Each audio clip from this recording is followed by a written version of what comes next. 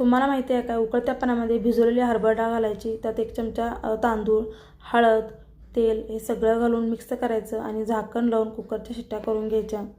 एकीकडे आपल्याला 2 वाट्या गव्हाचं पीठ, त्याच्यामध्ये हळद, मीठ हे सगळं मिक्स करायचं आणि हळूहळू पाणी घालून ह्याचा मऊसर असा गोळा तयार करून घ्यायचा आणि वरून तेल लावून हे झाकण लावून ठेवून द्यायचं।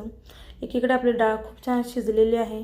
आता याच्यातलं पाणी एका चाळणीवरती नितळून घ्यायचं आणि जी डाळ आहे ते पातेल्यामध्ये घालून घ्यायची। 1 वाटी डाळीला 1 वाटी गूळ घालायचा आणि बारीक गॅसवरती याला शिजवून घ्यायचं। इथे मसाला घालून घ्यायचा।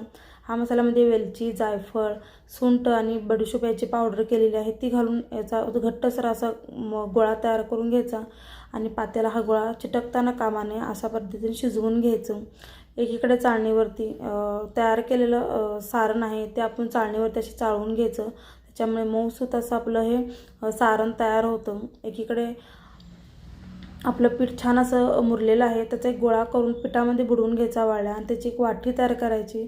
जे आपण सारण तयार केलेलं आहे ते पिठामध्ये अशा पद्धतीने भरून घ्यायचं आणि बंद असा गोळा करून घ्यायचा याचा आणि वाळल्या पिठावरती आता आपल्याला हलक्या हाताने हे छान असं लाटून घ्यायचं आहे।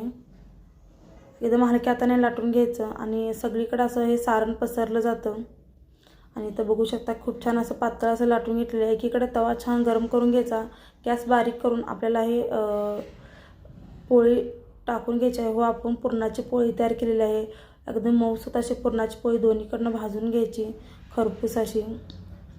आणि इथं आपल्या पोळ्या सगळ्या तयार झालेल्या आहे। आजची रेसिपी कशी वाटली कमेंट्समध्ये नक्की सांगा आणि इथपर्यंत आल्या चॅनलला नक्की सबस्क्राईब करा।